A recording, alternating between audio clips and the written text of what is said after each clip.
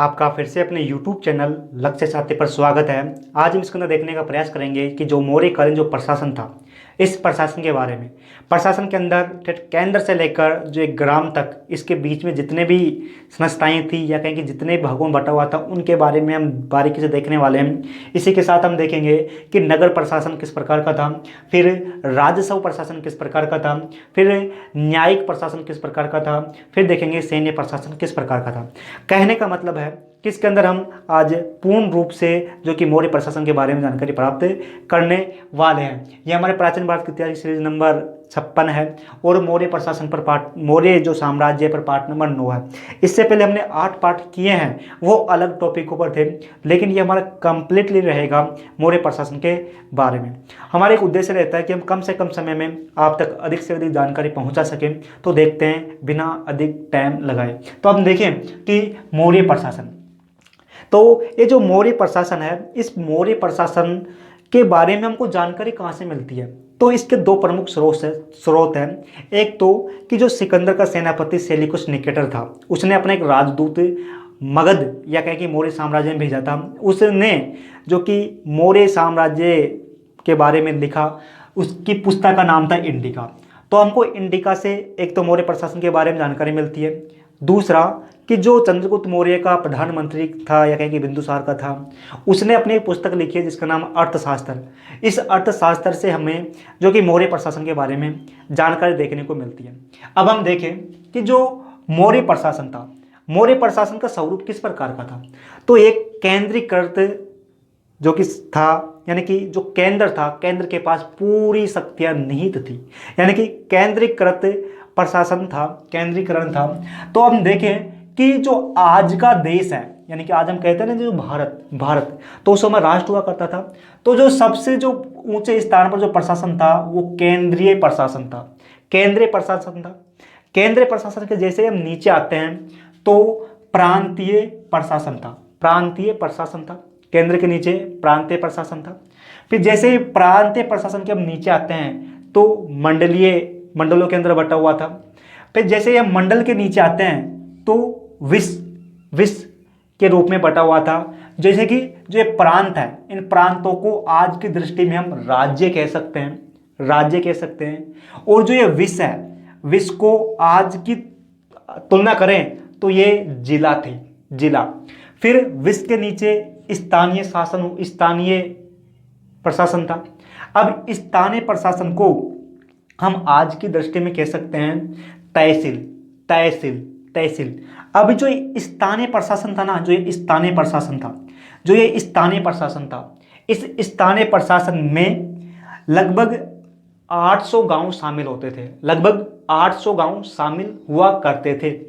इसके साथ जैसे ही स्थानीय शासन के नीचे जैसे ही आते हैं तो उसको कहा जाता था द्रोणमुख, द्रोणमुख। द्रोणमुख को आज की दृष्टि में हम कह सकते हैं ब्लॉक, ब्लॉक कहते हैं ना, हाँ वो ब्लॉक। तहसील के नीचे का स्थान ब्लॉक, तो उस जमाने में कहा जाता था द्रोणमुख। अब इस द्रोणमुख में है ना, एक द्रोणमुख में लगभग 400 गांव हुआ करते थे, 400 गांव हुआ करते थे। अब इस द्रोणमुख के नीचे जो बंटवारा था वो था खरव पितक, है ना। इसके आज के हम दृष्टि में कह सकते हैं ग्राम पंचायत, ग्राम पंचायत कह सकते हैं। अब इसके नीचे जो था प्रशासन, उसको कह सकते हैं संग्रह, संग्रहकर्ता, संग्रहकर्ता। अब इस संग्रहकर्ता आज के हम दृष्टि में दे सकते हैं ग्राम सभा, संग्रहकर्ता यानी कि ग्राम सभा। जो सबसे नीचे की इकाई थी वो ग्राम थी, क्या थी? ग्राम थी। अब हमने यहाँ पर देखने का प्रयास किया, अब इसको बारीकी से देखते हैं। तो देखें कि जो केंद्र था, केंद्र कहें कि साम्राज्य का केंद्र बिंदु, है ना, साम्राज्य का केंद्र बिंदु। आज की दृष्टि में कहें कि देश, आज कहें देश, उस समय साम्राज्य। तो जो केंद्रीय प्रशासन था, इस केंद्रीय प्रशासन में जो प्रमुख व्यक्ति हुआ करता था तो वो होता था राजा, सम्राट, या कहें कि सम्राट, राजा होता था। राजा जो केंद्रीय प्रशासन था, इस केंद्रीय प्रशासन का मुखिया हुआ करता था, मुखिया हुआ करता था। अब जो ये राजा है ना, जो कि वंशानुगत था, यानी कि राजा है, राजा मर गया तो राजा का बेटा ही राजा बनेगा, यानी कि वंशानुगत था, वंशानुगत, वंश से संबंधित मेरा, यानी कि कोई राजा है, राजा मर गया, उसका बेटा फिर राजा बनेगा, तो वंशानुगत था।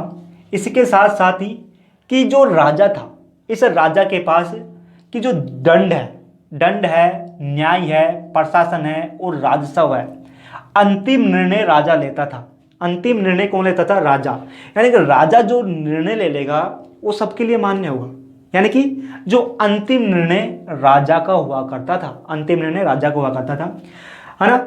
अब जो केंद्र का जो प्रशासन था, केंद्र का प्रशासन था, अब जो इस केंद्र के प्रशासन के जो अधिकारी थे, इन अधिकारियों को योग्यता के अनुसार चुना जाता था। ये अधिकारी जन्मजात नहीं थे, या कहें कि ये अधिकारी वंशानुगत नहीं थे, है ना। मतलब कुछ थे, लेकिन अधिकतर जो अधिकारी थे, इन अधिकारियों को इनकी योग्यता के आधार पर चुना जाता था। यानी कि मौर्यकाल में जो अधिकारी थे वो अधिकारी योग्यताओं के आधार पर चुने जाते थे। इसके साथ साथ देखें कि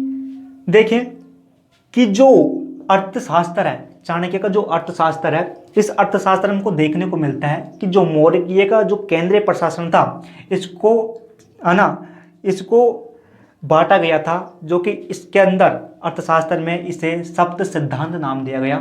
सप्त सिद्धांत के अंदर देखें कि जो केंद्र के अंदर राजा होता था, राजा की सहायता के लिए, या कहें कि अमात्य हुआ करते थे, है ना, जनपद थे, दुर्ग थे, बल थे, कोष थे, है ना, और मित्र थे।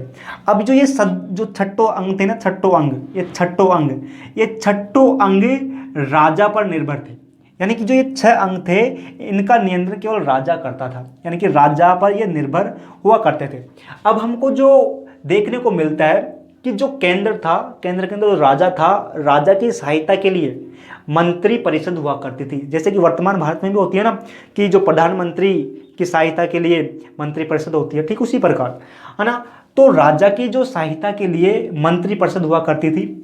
अब जो ये मंत्री परिषद है ना, इस मंत्री परिषद के जो सदस्य होते थे, इन सदस्यों की जो वेतन था, इन सदस्यों का वेतन जो कि 12,000 पण हुआ करता था, जो कि बड़ी रकम थी, 12,000 पण हुआ करता था। इसके साथ साथ जो ये मंत्री थे, मंत्री राजा को सुझाव देते थे, है ना, और उन सुझावों को राजा मानता था, लेकिन राजा बाध्य नहीं था कि इन मंत्रियों के सुझाव नहीं मानेगा। लेकिन भाई इनका काम था राजा को बताना कि राजा ये ठीक है, ये गलत है ना। कहीं ना कहीं देखने को मिलता है कि इनका भी कुछ प्रभाव था, लेकिन भाई राजा तो सर्वशक्ति है, वो इनकी माने या ना माने वो अलग बात है ना। इसी के साथ साथ देखें कि जो ये मंत्री परिषद है, इस मंत्री परिषद में से ही जो कि मंत्रणा का गठन किया जाता था, मंत्रणा का गठन किया जाता था। अब जो ये मंत्रणा है ना, इनके अंदर कुछ सदस्य शामिल होते थे मंत्री परिषद के, है ना।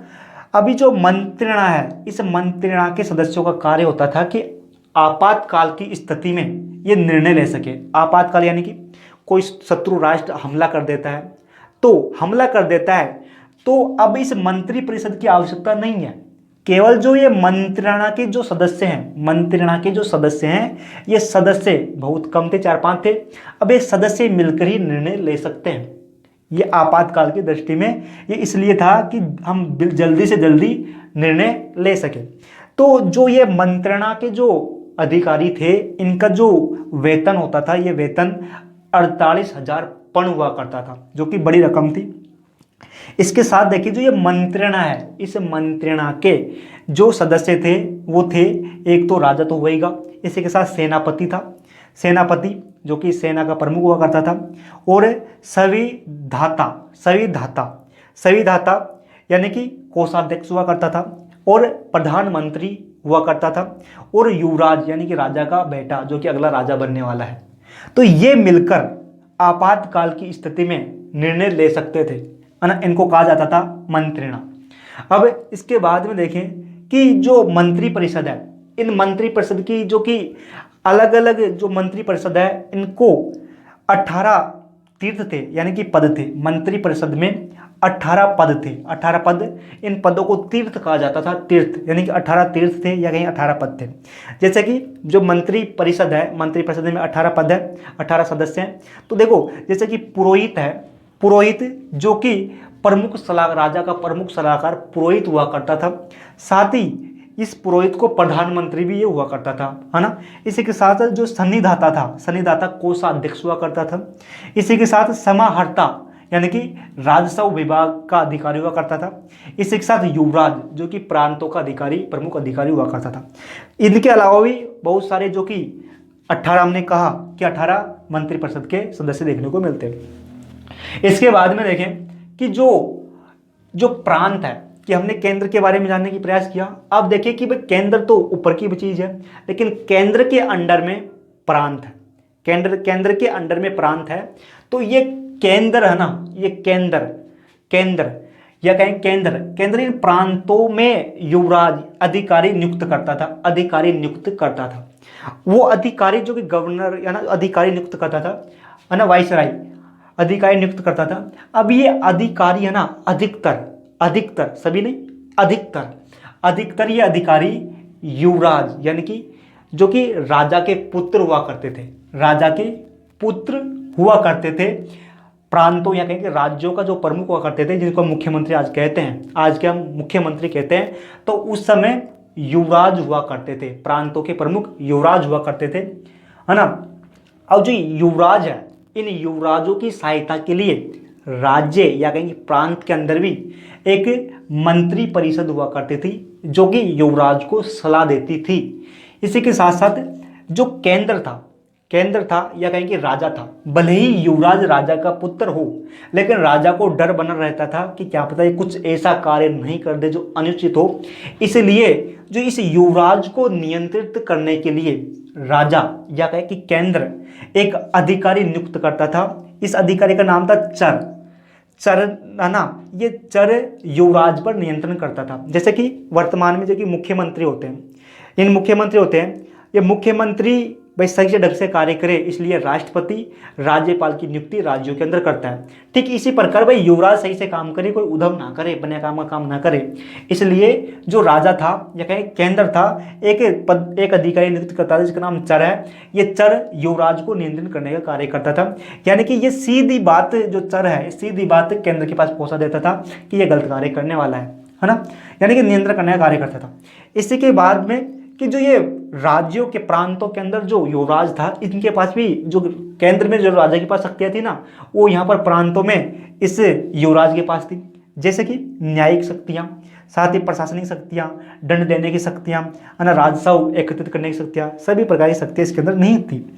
अब इसके बाद में देखें हम कि जो कि गुप्तचर प्रशासन, तो कि मौर्य काल के अंदर जो प्रशासन व्यवस्था को बनाए रखने के लिए गुप्तचर ने अपना महत्वपूर्ण योगदान दिया, है ना।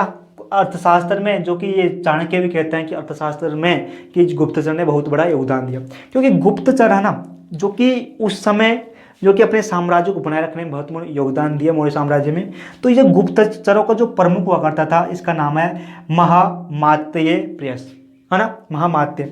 इसके साथ ही जो गुप्तचर है, इन गुप्तचरों को गुड पुरुष भी कहा गया है, इसके साथ साथ जो गुप्तचर है, जो कि पुरुष भी करते थे गुप्तचरी और स्त्रियां भी करते थे। चाणक्य के पास गुप्तचरों का एक बड़ा समूह था, या कहेंगे बड़ी जो कि ऐसी व्यवस्था कर रखा था जहाँ की कोने कोने से साम्राज्य के हर जगह से जानकारी राजा के पास पहुंच सके। इसी के साथ देखें कि नगर प्रशासन जो नगर प्रशासन है, इस नगर प्रशासन की जो हमको स्रोत है, नगर प्रशासन के बारे में जानेंगे, जो सरकार जानकारी मिलती है, वो इंडिका से हमको मैगस्थनीज की द्वारा लिखी गई किताब इंडिका से देखने को मिलती है। जो नगर का जो प्रमुख होता था, इसको नागरक कहा जाता था। नगर का प्रमुख को नागरक कहा जाता था। अब जो ये नगर का जो प्रशासन है, इनको चलाने के लिए 30 सदस्य हुआ करते थे और 30 सदस्यों की 6 समितियां हुआ करती थी, 6 चौक है ना हुआ करती थी, यानी कि 30 सदस्य नगर प्रशासन में होते थे। अब इन 30 सदस्यों में से, है ना, 30 सदस्यों मिलकर 6 समितियां बनाते थे। एक समिति में, है ना, 6 समितियां बनाते थे। अब ये 6 समितियां का कार्य हुआ करता था। एक समिति तो औद्योगिक कार्य की देखरेख करेगी, औद्योगिक धंधों के कार्य की देखरेख करेगी। साथ ही जो दूसरी जो समिति है, वो विदेशी जो पर्यटक आते हैं या विदेशी जो व्यापारी आते हैं, विदेशी जो पर्यटक आते हैं, उनकी देखरेख करेगी, उनकी व्यवस्था करेगी। यदि वो मर जाते हैं तो उनका अंतिम संस्कार, साथ ही जो उनका धन, उनके जो कि कहें संबंधियों के पास पहुंचाएगी। इसी के साथ साथ जो तीसरी समिति है वो जनगणना का कार्य करती थी। मौर्य साम्राज्य हमको जनगणना के बारे में जानकारी देखने को मिलती है। साथ ही जो चौथी समिति थी, चौथी समिति जो कि व्यापार से संबंधित कार्य करती थी। जो पांचवी समिति थी जो कि बाजार से संबंधित, कोई ज़्यादा तोल भाव में ऊंच नीच नहीं कर रहा है, ज़्यादा तो नहीं ले रहा है। इसके साथ कर समिति जो कि कर लेने का कार्य करती थी। यह हमको नगर प्रशासन के अंदर देखने को मिलता है। इसी के साथ देखें कि राजस्व प्रशासन, कि भाई राजस्व प्रशासन है तो महत्वपूर्ण है, तभी तो राज्य चलेगा। तो इसके लिए जो कि राज्य को जो सबसे प्रमुख आय प्राप्त होती है थी वो भू राजस्व, यानी कि भूमि पर कर लगाकर आय प्राप्त की जाती थी। हालांकि व्यापार से भी होती थी लेकिन भूमि से अधिक देखने को मिलती है। अब जो ये भूमि है, ये भूमि दो प्रकार की थी, एक तो राजकीय भूमि और एक किसान की भूमि। जो राजकीय भूमि थी ये राजा के अधीन थी। राजा इस भूमि पर दास, बंदियों और किसानों से कार्य करवाता था, कार्य कराकर उत्पादन करता था। इसके साथ जो किसानों की भूमि थी, एक किसानों की भूमि भी दो प्रकार की थी, एक तो जिनसे कर लिया जाता था और एक जिनसे कर नहीं लिया जाता था। जैसे कि जो ब्राह्मण थे, ब्राह्मणों को जो भूमि दान दे दी जाती थी उनसे राजा कर नहीं लेता था, लेकिन सामान्य जो भूमि होती थी उनसे कर लिया जाता था। किसान अपनी भूमि को बेच सकता था, कुछ भी कर सकता था, है ना। इसी के साथ साथ कर वसूली, जो कि कर वसूलता करता था उसको कहा जाता था समाहर्ता। समाहर्ता, अब जो ये समाहर्ता है ना, इसका जो वेतन था, इसका वेतन 48,000 पर्ण था, जो कि बहुत बड़ी राशि थी। इसी के साथ जो कर दर देखें तो लगभग 1/6, जो कि कर की दर थी, भूमि कर की दर थी 1/6। लेकिन जो जहाँ पर बुद्ध का जन्म हुआ वहाँ पर 1/8 देखने को मिलती है। इसी के साथ देखें कि भाई कर के द्वारा साम्राज्य के अंदर धन आ गया, या कहें कि आय आ गई, पैसे आ गए, तो अब जो ये आय आई, इस आय का वितरण, या कहें कि जो राजस्व में जो धन एकत्रित हुआ है ना, इसका वितरण किस प्रकार किया जाएगा, इनको यूज भी तो लिया जाएगा। इसलिए वितरण इनको जो कि 4-5 भागों में बांटा गया वितरण को। जैसे कि भाई एक भाग तो शिक्षा के लिए, लोगों की शिक्षा के लिए खर्च किया जाएगा जितना हमारे पास धन है। इसमें से एक भाग समाज के कल्याण के लिए खर्च किया जाएगा, एक भाग सेना के विकास के लिए खर्च किया जाएगा, एक भाग जो राजा है और जो राज परिवार है इसके लिए, इसकी देखरेख के लिए खर्च किया जाएगा, और एक भाग है जो कि राज्यों के जो अधिकारी है इनको जो कि वेतन वगैरह देने में खर्च किया जाएगा। इसी के साथ देखें कि मौर्य साम्राज्य के अंदर न्याय प्रशासन देखें तो भाई राजा तो भाई न्याय का प्रमुख है, राजा जो कह देगा वो होगा। लेकिन भाई इतने वर्गों में इन्हें बांटा, तो न्याय व्यवस्था में देखें कि भाई जैसे कि राजा के पास भी न्याय के अधिकार है, इनके पास सभी के पास न्याय का अधिकार है, लेकिन धीरे धीरे इनका लेवल बढ़ता जाता है। आखिर में जाकर केंद्र आता है, केंद्र जो कि केंद्र के पास केंद्र इन सभी को नियंत्रण करता है ना, केंद्र सबको नियंत्रण करता है। इसी के साथ देखें कि न्यायिक प्रशासन तो दो प्रकार के न्यायालय हुआ करते थे, एक न्यायालय का नाम था धर्म स्थायी न्यायालय, दूसरे का नाम था कंटक शोधन न्यायालय। जो धर्म स्थायी न्यायालय था इसके अंदर राजस्व संबंधित छोटे मोटे है ना जो कि विवादों पर सुलझाया किया जाता था। साथ ही जो कंठ शोधक जो न्यायालय हैं, ये कंठ शोधन न्यायालय का जो मुख्य कार्य होता था हिंसा संबंधित विषयों का निपटारा करना। अब जो भाई जो धर्म स्थायी न्यायालय है इनके अंदर भी 3 न्यायाधीश होते थे, और कंठ शोधक जो न्यायालय है इनके अंदर भी 3 न्यायाधीश हुआ करते थे। अब जो ये न्यायाधीश है इनकी नियुक्ति एक परीक्षा होती थी, परीक्षा का नाम था धमोपदा शुद्ध परीक्षा। यानी कि जो न्यायाधीश है इनका परीक्षण किया जाता था कि भाई ये लूट खाओ तो नहीं मचाते, जैसे कि वर्तमान में बचाते हैं ना कि पैसे ले लेते हैं, इसके पक्ष का निर्णय इसके पक्ष में दे देते हैं। यानी कि कह सकते हैं कि लूटाखोरी तो नहीं हो रही है, या कहें कि बेईमानी तो नहीं हो रही है। तो इसके लिए योग्यता के आधार पर न्यायाधीश नियुक्त किए जाते थे। इसी के साथ साथ देखें कि सैन्य प्रशासन का भी प्रमुख राजा ही था, लेकिन फिर भी सैन्य प्रशासन को यहाँ पर जो प्रमुख होता था सैन्य प्रशासन का, उसका नाम था सेनापति, जो कि सेना का प्रमुख होता था। इसका जो सेनापति का जो वेतन था ये 48,000 पर्ण होता था। लेकिन जो सेनापति के जो नीचे या कहीं युद्ध में जो सेना का नियंत्रण करता था, जिसका नाम था सेना नायक। अब इस सेना नायक का जो वेतन था ये 12,000 पर्ण हुआ करता था। इसके साथ देखें कि हमको जो अब देखने को मिलता है कि जो सैन्य था सैन्य प्रशासन था ये 6 समितियों में बटा हुआ था, 6 समितियों में बटा हुआ था। अब 6 समितियाँ जो कि सेना की बात करें तो अश्व सेना है ना, यानी घोड़ों की सेना, रथ सेना, हाथी सेना, स्थल सेना, जल सेना, ये सभी प्रकार की सेनाएं मौर्य साम्राज्य में थी। इसी के साथ साथ जो 6 समितियां थी, 6 समितियों का कार्य था कि जो पहली समिति है ये देखेगी कि भाई जो सेना जा रहे हैं इसके साथ इसको रसद सामग्री की पूर्ति की जाए। दूसरी समिति देखेगी कि अश्व सेना की देखरेख। चौथी समिति, तीसरी समिति देखेगी कि जो स्थल पैदल जो चल रहे हैं उनकी देखरेख, है ना, मतलब फिर जो चौथी समिति हाथियों की जो सेना है इसकी देखरेख करेगी। और जो छठी समिति है ये छठी समिति देखरेख करेगी कि जो जल सेना है इसका देखरेख करेगी। तो कहने का मतलब है कि 6 प्रकार की समितियां थी। तो यहाँ पर हमने जानने का प्रयास किया मौर्य प्रशासन के बारे में। आप मानोगे नहीं कि ये आपको कहीं और जानकारी लोगे आप ये जानकारी तो आपको कम से कम 2 घंटे लगेंगे वहाँ पर। तो हमने यहाँ पर बहुत कि कम से कम हमको 1 घंटा तो इसको लिखने में लग गया यहाँ पर, तो 1 घंटा आप उसको बचा सकते हो।